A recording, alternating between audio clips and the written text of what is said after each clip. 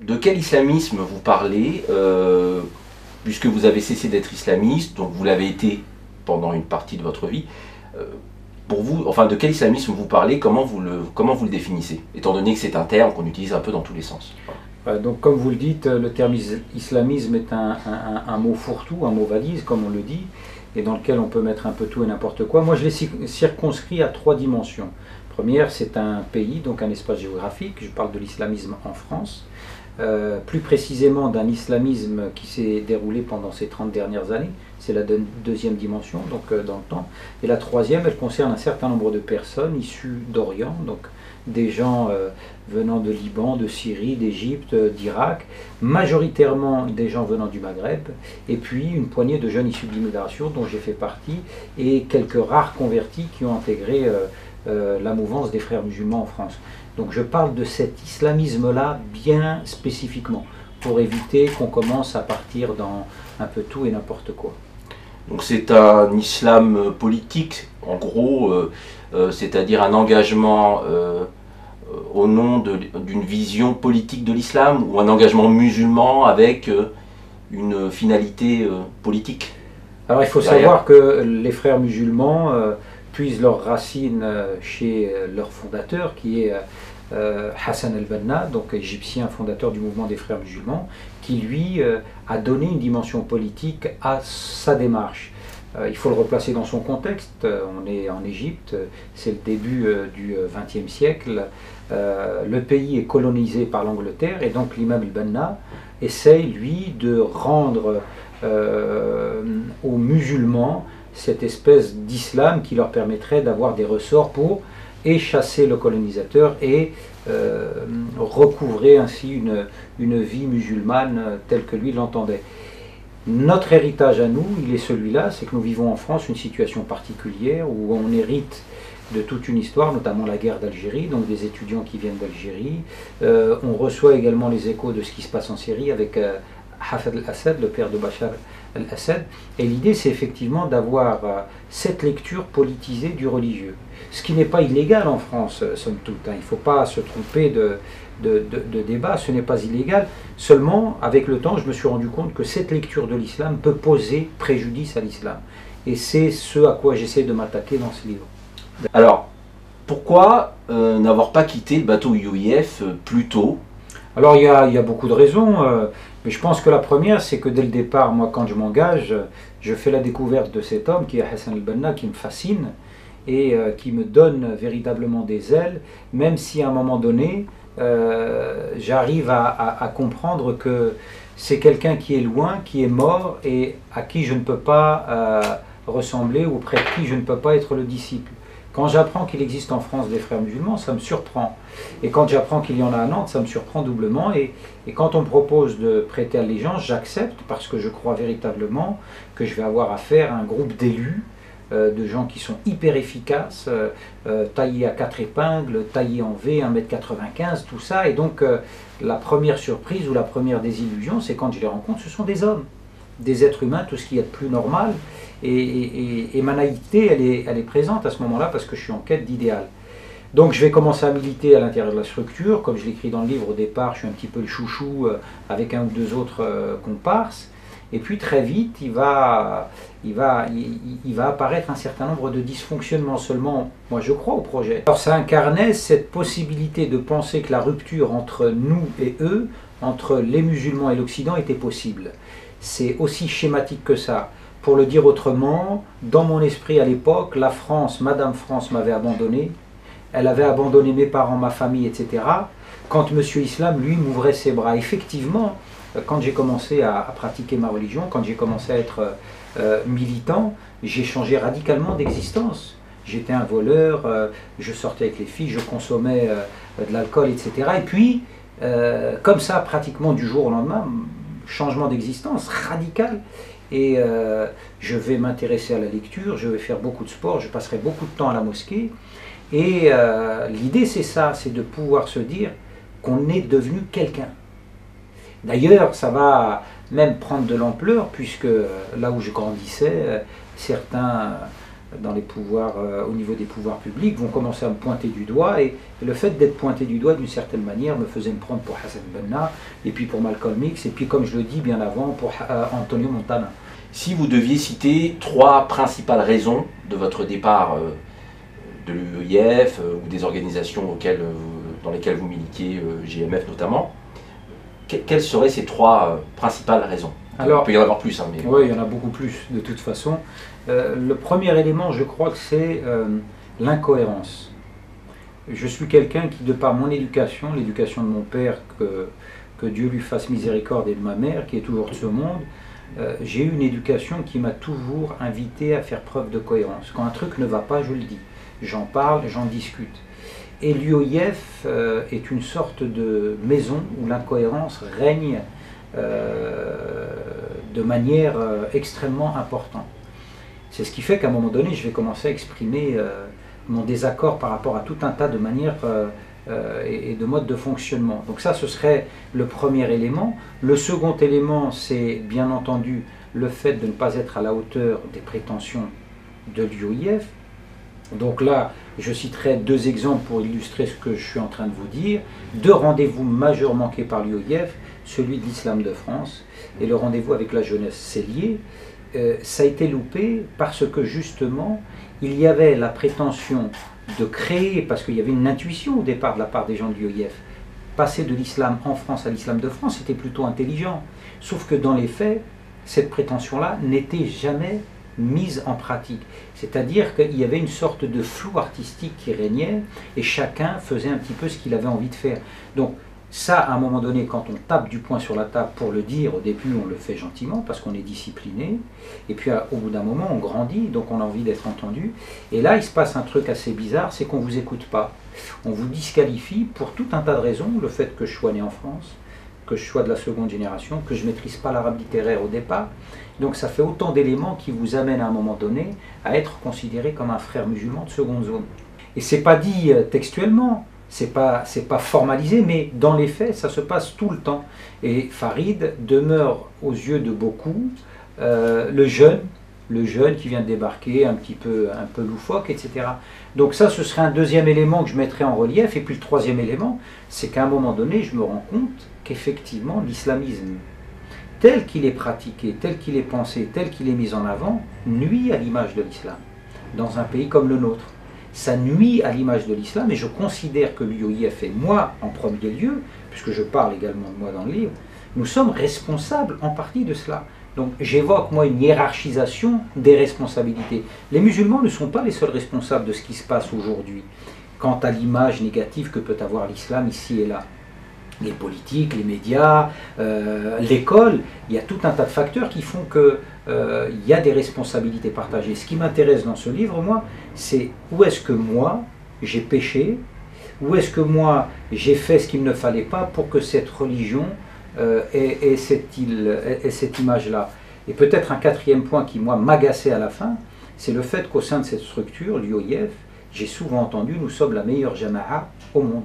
Nous sommes ceux qui incarnent le mieux l'islam authentique et nous sommes les meilleurs et les mieux placés pour faire en sorte que cette religion perdure.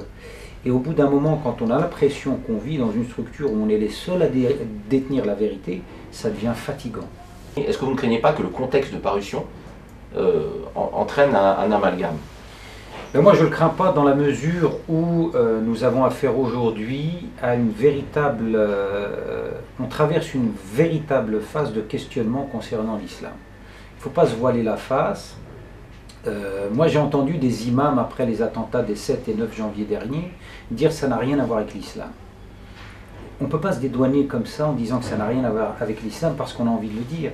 Ceux qui ont fait ça se sont réclamés, de près ou de loin, de cette religion qui est la religion musulmane. La question que moi je pose, et le calendrier, comme vous venez de le dire, je ne l'ai pas choisi. C'est un bouquin sur lequel je bosse depuis 2 ans maintenant. Il s'avère que c'est tombé comme cela, et d'aucuns me disent c'est tombé à pic. J'ai dit j'aurais préféré que le livre ne sorte pas et qu'on n'ait pas affaire à ce drame. Toujours est-il que le livre est là et que moi je considère effectivement que tout le monde, à un moment donné, peut participer dans un processus d'endoctrinement, d'embrigadement et pourquoi pas de passage à l'acte. Je m'explique. L'imam Tarek Obrou invite beaucoup les musulmans aujourd'hui à travailler sur une théologie préventive. Cette théologie préventive vise à penser un discours en fonction du contexte international, mais également du contexte français et surtout du public auquel on s'adresse. Lorsqu'un imam monte sur la chaire le vendredi, il peut dire des choses qui lui paraissent de prime abord bénignes, mais qui dans l'esprit peut-être de l'un de ses auditeurs va finalement avoir un écho parce qu'il est en phase de fragilité, parce qu'il a la veille entendu quelque chose sur Internet, et c'est véritablement ça qu'il faut prendre en considération, parce que, en réalité, dans le Coran, il y a des appels au combat, dans la tradition prophétique également. Décontextualiser, ça peut nous donner des résultats catastrophiques. Certains vous accusent de trahison. Alors, ce que j'ai envie de vous demander, c'est est-ce que vous comprenez ce type de réaction ? Oui, je le comprends parce que ça participe aujourd'hui d'une attitude que je connais depuis des années. L'UOIF d'ailleurs connaît bien ce type de comportement parce que de l'extérieur, par beaucoup de jeunes musulmans notamment, l'UOIF a été perçu depuis maintenant un certain nombre d'années comme une structure qui s'est fourvoyée, qui a vendu l'islam, qui n'est pas suffisamment authentique. Donc il faut savoir qu'il y a un regard à l'extérieur qui est comme ça et qui peut être porté sur tout un tas d'individus à partir du moment où ils ne partagent pas forcément la même opinion que la leur. Sauf que, j'ai envie de dire à ces gens-là, à qui j'en veux absolument pas, lisez le livre déjà pour comprendre, et puis quand on parle de trahison, qu'ai-je trahi? Si c'est Dieu, l'islam, le Coran et son prophète, sallallahu alayhi wa sallam, il faudra me le prouver. En revanche, s'il s'agit d'une trahison d'une structure, là aussi il faudra le prouver, puisque la structure elle-même, pour moi, a trahi le message lui-même. Donc ce serait une trahison de la trahison, il faudra en discuter. Par contre, si je peux me permettre une petite remarque, c'est pas pour moi, c'est surtout pour les gens qui se laissent aller, parce qu'on n'est pas en face à face, et puis qu'on est souvent très courageux derrière un clavier. Si ces gens-là sont croyants et porteurs d'une éthique, il faut faire attention, parce que ce qu'il y a dans le cœur des gens, seul Dieu le connaît. Et puis on peut pointer du doigt un individu en remettant en question ses intentions. Or, les intentions, c'est la chasse gardée du bon Dieu. Personne ne peut et n'a le droit de s'y immiscer.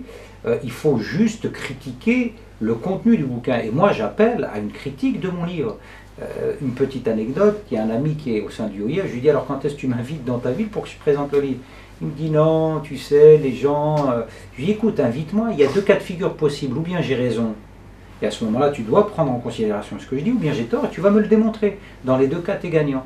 Et bien moi, avec ce livre, je démontre aussi une chose au sein du OIF, c'est qu'il y a un véritable déficit de débat à l'intérieur. Et à l'intérieur de la communauté musulmane, il y a aussi, enfin une certaine communauté musulmane, il y a un déficit de débat et il faut qu'on arrive à aller au-delà de ça si on veut éviter des problèmes. Selon vous, c'est un tableau assez fidèle de ce que représente aujourd'hui le monde associatif musulman en France?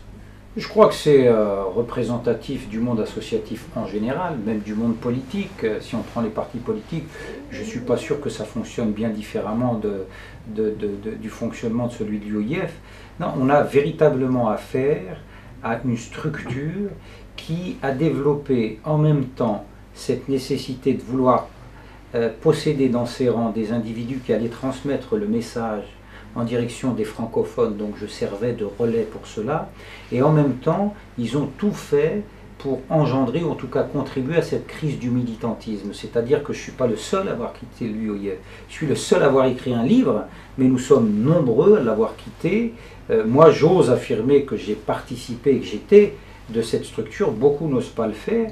Après, chacun est libre de faire ce qu'il veut, mais il y a effectivement, à un moment donné, cette idée que le pouvoir au sein de l'UOIF est une chasse gardée et que tout individu qui pourrait paraître ou apparaître comme un concurrent potentiel, on va essayer de jouer la carte de la disqualification. En tout cas, on va éviter de le mettre trop en avant. Alors, évidemment, moi je suis un être humain, je n'ai jamais prétendu être un saint, loin de là. Donc j'ai aussi mon ambition. À un moment donné, j'ai aussi le sentiment qu'on est en train de faire fausse route. Et je pense, moi, avoir la maîtrise d'un certain nombre de clés, mais on ne me met pas en avant, on ne me sollicite pas.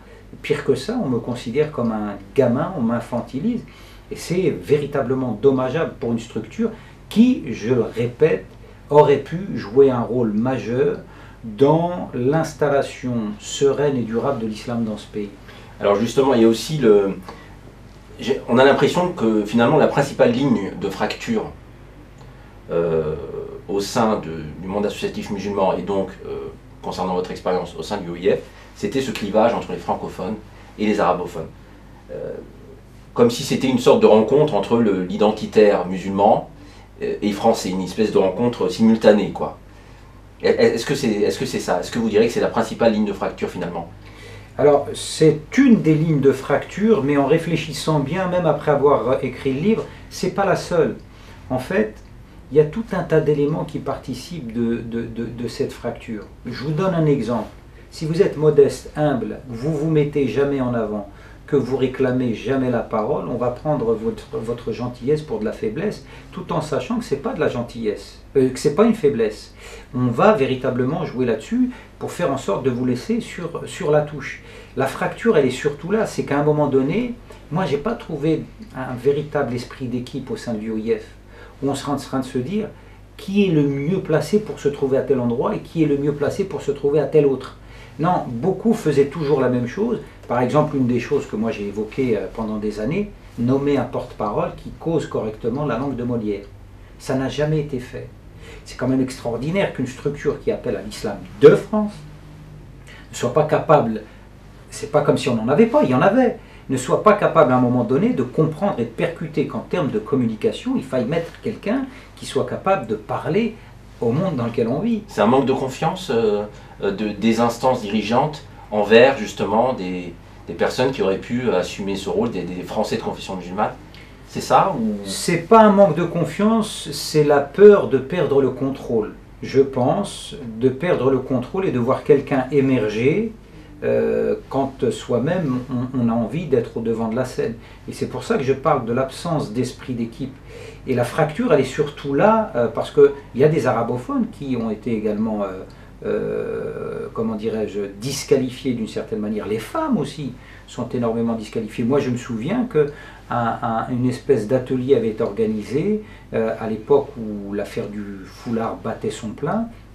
Et l'idée, c'était de former des gens qui pourraient aller aux médias défendre la question, et notamment des femmes. Et moi, j'avais dit qu'il y en a marre que ce soit un barbu qui vienne parler du hijab. Il faut que ce soit des femmes qui y aillent. Et il s'est avéré qu'aucune femme n'a accepté d'y aller. Donc il faut essayer de réfléchir à ça. Pourquoi une femme qui porte le hijab refuserait d'aller parler, d'autant plus qu'on en avait de très éloquentes, capables de s'exprimer dans un français impeccable, etc. Donc ça pose de vraies interrogations, et ces questions-là ont été soulevées à maintes reprises, mais jamais prises en considération dans l'ordre du jour du OIF, trop occupé à trouver les moyens de financer ces activités, et trop occupé également, je crois, à un moment donné, à cette course à la représentativité.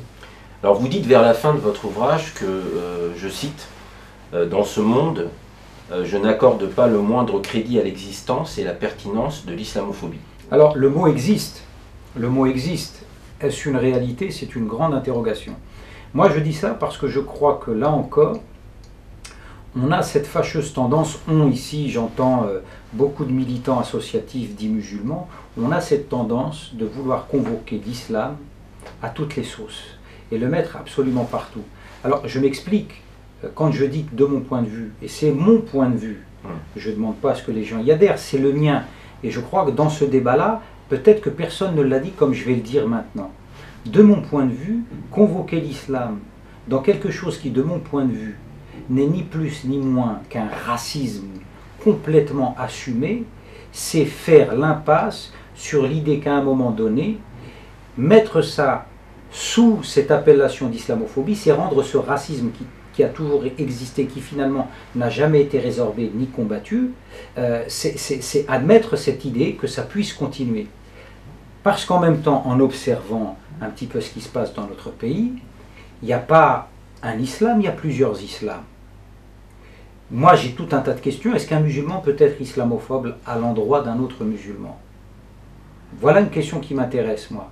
Parce qu'il m'est arrivé, moi, de me faire accrocher à la sortie de ma mosquée, parce que je n'avais pas collé mon pied au pied d'un autre pendant la prière. Je suis tombé sur quelqu'un qui voulait me frapper, parce que ma lecture de l'islam ne correspondait pas à sa lecture de l'islam. Est-il islamophobe quand il agit comme ça avec moi? Beaucoup vont me dire c'est du n'importe quoi, ça n'a rien à voir. Or, c'est pourtant en raison de mon appartenance réelle ou supposée à cet islam que je me vois agressé comme ça. Mais plus précisément que ça, ou en tout cas, pour passer à un autre sujet, qui sont les principales victimes de l'islamophobie? Les femmes. Les femmes. Les femmes voilées. Et les femmes voilées. Donc pour moi, on est en train de s'attaquer à des gens beaucoup plus faibles en réalité. Donc ça veut dire qu'il y a ici des gens qui sont lâches, qui s'attaquent à des gens qui sont faibles. Et moi, je mettrais plus ça sur le compte d'un sexisme, un racisme exacerbé chez certains individus. Vous avez répondu là à ma question à travers la question du genre. Je la pose autrement. Quels sont les individus en fonction de leur origine ethnique qui sont le plus sujets à l'islamophobie? Ce sont les Maghrébins. Je peux dire très aisément, je n'ai pas fait de statistiques, mais ça se prouve, les Turcs sont beaucoup moins sujets à l'islamophobie que les Maghrébins, et ce, de très loin. Ça me pose une question, existe-t-il un islam turc? Existe-t-il un islam maghrébin? Je pose ça effectivement en exagérant avec la plume. On peut vous répondre, peut-être justement, voilà, on va vous répondre que tout de même, on ne peut pas nier le fait que des actes, des profanations de tombes musulmanes dans des cimetières ont été commises, des graffitis, des croix gammées, des messages racistes sur des mosquées, sur les murs de mosquées, des agressions physiques. Comment vous qualifiez ces actes? Pour vous, c'est pas de l'islamophobie? Alors pour moi, en fait je voulais juste terminer mon raisonnement, c'est renvoyer à travers un certain nombre de signes extérieurs d'appartenance, que ce soit les cimetières musulmans, que ce soit les édifices religieux musulmans, que ce soit les femmes qui portent le hijab. Il me semble, de mon point de vue, et ce serait intéressant qu'on s'y arrête, parce que j'ai pas l'impression que ce débat a eu lieu. Je me souviens d'avoir fait un débat avec quelqu'un qui justement militait contre l'islamophobie, et à qui je posais la question en lui demandant, mais si jamais le hijab ne fait pas partie des obligations religieuses? Il m'a répondu texto, ça ne m'intéresse pas moi de savoir si c'est religieux ou pas. Ce qui m'intéresse, c'est de savoir qu'une femme est agressée en raison de son appartenance réelle ou supposée à la religion musulmane. Donc moi, ça me pose une véritable question. Je dis qu'il y a des actes comme cela, mais pour moi, ils ne sont jamais que l'expression de gens qui ne voient à travers les musulmans que des étrangers. Et c'est à l'étranger qu'on s'attaque avant de s'attaquer à une religion. C'est comme ça que je perçois les choses. Et la xénophobie, c'est ça? La xénophobie. Moi, je serais plus d'avis d'ailleurs, pour éviter d'en rajouter une couche, de ne pas spécifier telle ou telle forme de racisme. Pour moi, il y a des injustices qui sont perpétrées à l'endroit de gens parce qu'ils sont plus faibles que ceux qui perpétuent ces actes, malheureusement. Donc là, on est face à quelque chose qui, pour moi, devrait fédérer beaucoup plus de monde pour pouvoir faire disparaître tout cela. L'autre fois, j'entendais quelqu'un qui voulait organiser un iftar antifasciste.